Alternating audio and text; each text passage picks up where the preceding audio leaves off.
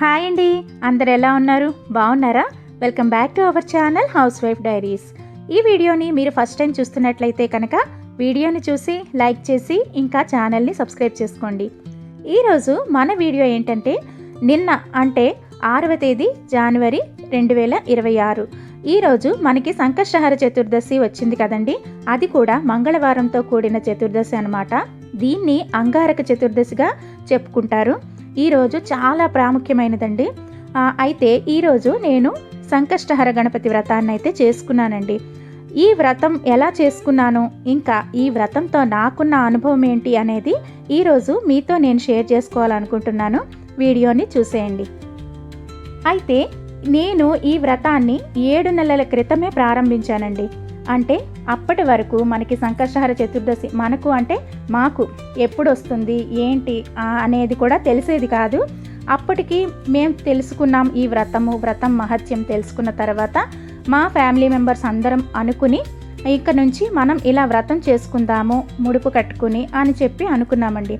అయితే నేను 3 నెలలు చేస్తానని చెప్పి మొక్కుకున్నాను అన్నమాట. అంటే ఈ వ్రతంలో ముఖ్యంగా మనం ముడుపు కట్టుకుని మన కోరిక అదే నిస్వార్థమైన కోరికను చెప్పుకుని ముడుపు కట్టుకుని 3 నెలలు లేదా 5 నెలలు 11 ఇలా మనకి నచ్చినన్ని నెలలు చేస్తామని చెప్పి సంకల్పం చేసుకోవాలన్నమాట. నేనైతే అంటే ఎక్కువ లాంగ్ ప్రాసెస్ తీసుకోవడం నాకు కొంచెం ఇదన్నమాట ఫస్ట్ నుంచి. సో నేను 3 నెలలు మాత్రం చేస్తానని చెప్పి అనుకున్న తర్వాత ఏంటంటే మొదటి నెల చక్కగా వ్రతం అయితే పూర్తయిపోయింది. 2వ నెల కూడా అయింది. అయితే నాకు ఈ వ్రతంలో 3వ నెల నేను చేసుకోలేనేమో అని ఒక అనుమానం, అంటే మనకి జనరల్గా వచ్చే లేడీస్ ప్రాబ్లమ్స్ ఉంటాయి కదండి, దానికోసం అనమాట నా వల్ల అవ్వదేమో, ఈరోజు నేను చేసుకోలేనేమో అని చెప్పి 3వ నెల వ్రతాన్ని అయితే నేను స్కిప్ చేసేసానండి. అయితే నేను స్కిప్ చేసేసాను, బట్ నేను చేసుకుని ఉంటే నాకు ఆ రోజుతో నా 3 నెలల వ్రతం అయితే కంప్లీట్ అయిపోయేది. కానీ నేను నా నిర్లక్ష్యంతోనో లేదా భయంతోనో నేను ఆ రోజైతే నేను స్కిప్ చేసేసాను. ఆ తర్వాత నుంచి ఇప్పటి వరకు నాకు ఏ నెల కూడా ఈ పూజ చేసుకునే వీలైతే అస్సలు పడలేదండి. అయితే అంటే సాధారణంగా తిథులు అనేవి అటు ఇటు మారుతూ ఉంటాయి కదండి. ముందుకి కానీ వెనక్కి కానీ ఇలా 1-2 రోజులు అలా జరగటం ఇలా జరుగుతూ ఉంటుంది కదా. అలా జరిగినప్పటికీ కూడా నాకు చేసుకోవటానికి వీలు పడలేదు. కానీ చాలా అంటే చాలా బాధ అనిపించేది. ఎందుకు అంటే నా చేతులతో నేనే ఒక నెలని ఒక పూజని నేను కాదనుకున్నాను అనేసి చెప్పి ప్రతి నెల బాధపడుతూ ఉండేదాన్ని. కానీ నాకు ఇన్నాళ్ళకి ఆ భగవంతుని పూజ చేసుకునే అనుగ్రహం అయితే లభించింది.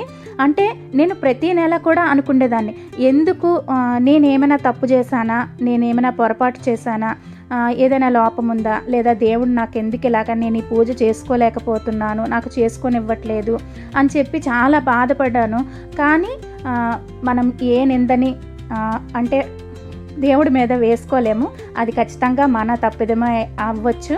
కానీ ఇలా దేవుడి పూజకైతే దూరం చేయడం అనేది దేవుడికైతే ఉండదండి.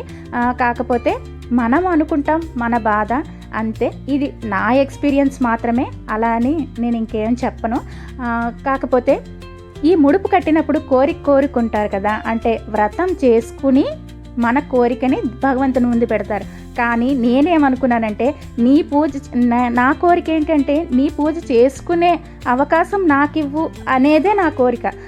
అయితే అది ఇన్నాళ్ళకి నాకు తీరిందనే నేను అనుకుంటున్నాను. నేను చక్కగా నిన్న నా పూజనైతే మంచిగా ముడుపు కట్టుకొని పూజ చేసుకున్నానండి. ఈ పూజ ఖచ్చితంగా అందరూ చేసుకోండి. ఎటువంటి సమస్యలున్నా తొలగిపోతాయి.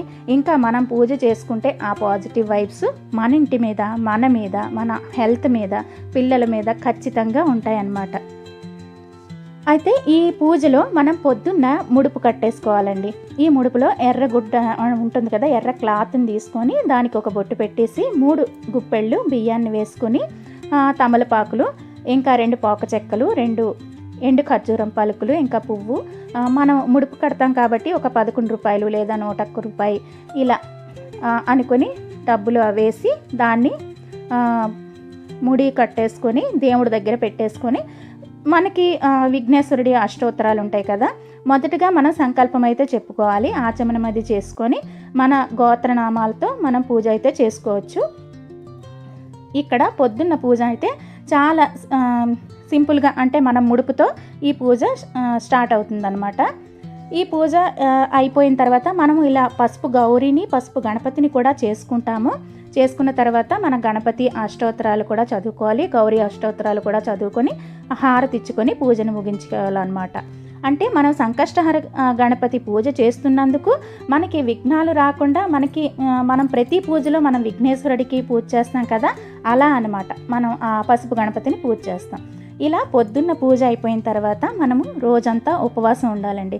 అంటే ఉండలేని వారు పాలు పళ్ళు ఇలా తీసుకోవచ్చంట. అంటే నాకు ఎగ్జాక్ట్గా ఇది రూల్ అని నేను చెప్పలేను, కాకపోతే నేను చేసుకున్న పూజ ఇది అని మాత్రం మీకు షేర్ చేస్తున్నాను అనమాట. రోజంతా మనం ఉపవాసం ఉన్న తర్వాత ఇంకా ఈవినింగ్ ఏంటంటే చంద్రోదయం అయిన తర్వాత మళ్ళీ మనం పూజ స్టార్ట్ చేయాలి. అంటే 6 దాటిన తర్వాత మనం పూజ స్టార్ట్ చేసుకోవాలన్నమాట. నేను ఇక్కడ పూజ కోసం అన్నీ రెడీ చేసుకున్నానండి.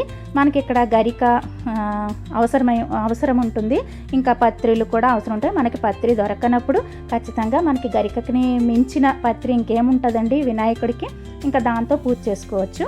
ఇక్కడ నేను నైవేద్యంగా అనమాట ఇక్కడ కుడుములు అయితే చేస్తున్నాను, ఇంకా పాయసం కూడా చేశానండి. ఈ ముడుపు పొద్దున్న కట్టి ఈవినింగ్ కూడా ప్రసాదానికి వాడతారు, లేదు అంటే మరుసటి రోజు వాడతారు, లేదా ముందు నెల తాలూకా బియ్యాన్ని ఉంచుకొని నెక్స్ట్ మంత్లో కూడా ప్రసాదం చేసుకుంటారు. అయితే ఇక్కడ నేను విఘ్నేశ్వరుడికి ప్రసాదం అంతా పెట్టేసుకుని, ఇంకా నేను పూజా విధానం ఏంటి అని అంటే నండూరి శ్రీనివాస్ గారు మనకి పీడిఎఫ్లో ఇచ్చారండి. ఇంకా ఆయన కూడా పూజని డెమో వీడియో చేసి పెట్టారు. సో మనం ఆ వీడియో ప్లే చేసుకుంటూ మనం పూజ చేసుకోవచ్చు అనమాట. ఏంటంటే మనం ఏ పూజ ఎప్పుడు చేయాలి, వేటితో చేయాలి అనేది కూడా ఆయన చెప్తారు చక్కగా. సో మనం అది ఫోన్లో పెట్టుకొని మనం పూజ అయితే చక్కగా చేసేసుకోవచ్చు. ఇక్కడ మళ్ళీ విఘ్నేశ్వరుడికి పూజ చేసి గౌరీదేవికి స్తోత్రాన్ని చేసుకుని తర్వాత నేను సపరేట్గా ఒక చిన్న విగ్రహాన్ని పెట్టుకున్నానండి. దానికి పంచామృతంతో అభిషేకం చేస్తాం కదా, దానికోసం అన్నమాట. ఇక్కడైతే చక్కగా పంచామృతంతో మనం అభిషేకం చేసుకొని మనకి చక్కగా మంత్రాలు అవి వస్తూ ఉంటాయి, ఆయన చెప్తూ ఉంటారు మనం ఏ మంత్రానికి ఏం వెయ్యాలి ఏంటి అనేది. అలా అయితే నేను పూజనైతే చేసుకున్నాను అనమాట.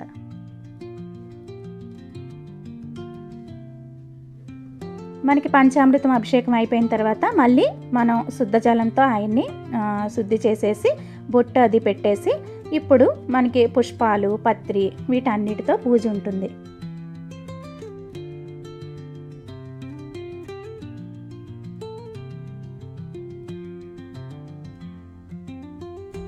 ఈసారి మాత్రం నేను ఏమనుకున్నానంటే 3 నెలలు చేస్తా 5 నెలలు చేస్తా ఇలా అస్సలు మొక్కుకోలేదండి. అంటే అలా ఖచ్చితంగా చెయ్యాలి మొక్కుకోవాలి అనేది కూడా నాకు తెలియదు, కానీ నాకు ఎన్ని నెలలు వీలు పడితే అన్ని నెలలు నేను కంటిన్యూగా చేసుకుంటాను అనేది మాత్రమే అనుకున్నాను. అంటే మనకి 3, 5 ఇలా అనేది అంటే చెప్పాను కదా, నేను కోరిక అంటే ఏంటంటే నీ పూజ నేను చేసుకునే అవకాశం నాకు ఇవ్వు స్వామి అనేదే నా కోరిక. ఆ అవకాశం ఇస్తే చక్కగా నేను పూజ చేసుకుంటానని చెప్పి అనుకున్నాను అనమాట. ఇక్కడ మనకి వినాయక చవితికి యూజ్ చేస్తాం కదండి పత్రిలు, అవన్నీ వాడతాము. అంటే ఎన్ని దొరికితే అన్ని, లేదు అనుకుంటే చక్కగా గరికతో పూజ చేసుకోవచ్చు.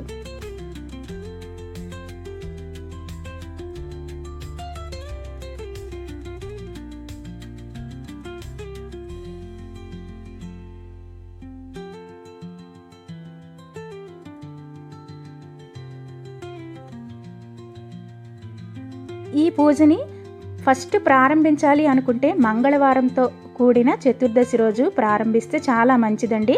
దాన్ని అంగారక చతుర్దశి అని కూడా అంటారంట. ఎవరైనా తెలిసిన వాళ్ళు ఉంటారు కదా పంతులు గారు, ఇలా వాళ్ళని కనుక్కొని స్టార్ట్ చేసుకోవచ్చు. మనకి ఇప్పుడు యూట్యూబ్లో కూడా బాగానే చెప్తున్నారండి పూజ గురించి, ఎలా చేయాలి ఏంటి అనేది. అంటే పెద్దలు చెప్తున్నారు, దాన్ని బట్టి మనం చేసుకోవచ్చు.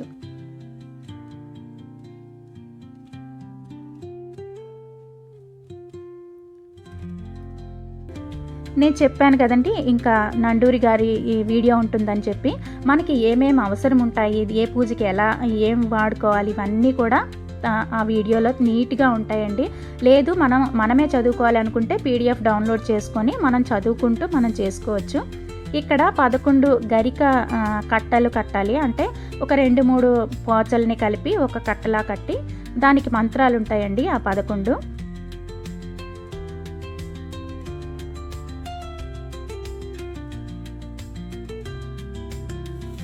ఇంకా పూజ అంతా పూర్తయిన తర్వాత మనం హారతి ఇచ్చేసుకోవాలి. అయితే లాస్ట్లో మనం విఘ్నేశ్వరుడికి అర్ఘ్యాలు వదలాలండి. అంటే అక్షతలు చేతిలో పట్టుకొని దానికి మంత్రాలు ఉంటాయన్నమాట. ఒక మంత్రానికి 4 సార్లు చేతిలో నీళ్లు వేసుకొని మనం ఒక ప్లేట్లో వదలాలన్నమాట. దాని తర్వాత చంద్రునికి కూడా అర్ఘ్యాలు ఇవ్వాలి. అది మనం బయటకు వెళ్ళి చంద్రుడిని చూస్తూ ఇవ్వచ్చు. లేదు మన పూజ పూర్తయ్యేసరికి, అంటే ఈ టైంలో చంద్రోదయం మనకి కనిపించేది ఏంటంటే 8:30-9 ఆ టైంకి ఇలా కనిపిస్తుంది కదా, మనం ఆకాశం వైపు చూస్తూ అలా అర్ఘ్యాలు వదిలేసుకోవాలి. కాకపోతే చంద్ర దర్శనం చేసుకోవటం చాలా ఉత్తమం అండి. మనకి చంద్రుడు కనిపించకపోతే చెప్పలేం, కానీ చంద్ర దర్శనం అయితే చేసుకుని మన పూజ పూర్తయింది అనుకోవచ్చు. అప్పుడు మనం ప్రసాదం ఇవన్నీ స్వీకరించేసుకోవచ్చండి. ఇదండి నేను చేసుకున్న పూజ. చాలా నెలలుగా ఎదురు చూసిన పూజ ఇలా చేసుకున్నాను. మీకు నచ్చిందా? నచ్చితే ఒక లైక్ చేయండి. ఇంకా మన ఛానల్ని సబ్స్క్రైబ్ చేసుకోండి. ఓం గం గణపతియే నమః.